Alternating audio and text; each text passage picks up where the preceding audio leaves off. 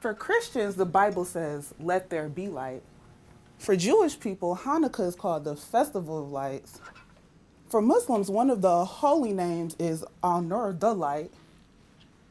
Then whose bright idea was it to put the fuse box in the basement?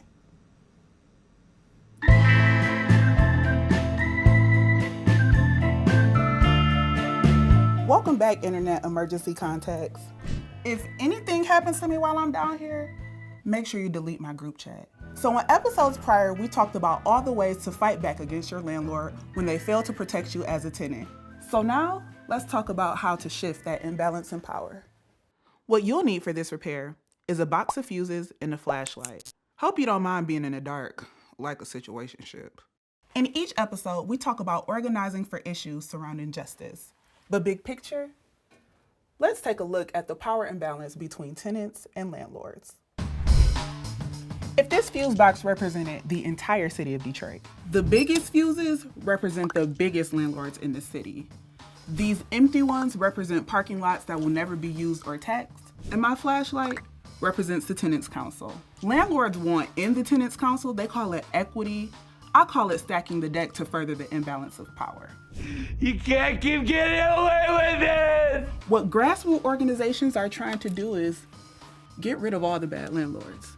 To balance the power, we need more structures like schools and parks. Corporations can't stick their big shiny skyscrapers into all these spaces or it'll blow a fuse.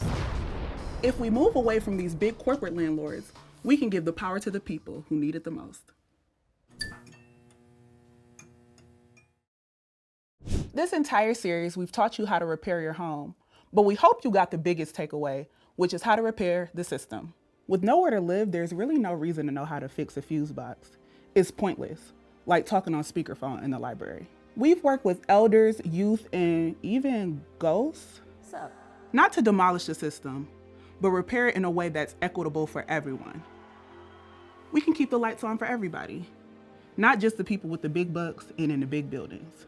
I know it seems a mess right now, but everything will be okay, I promise.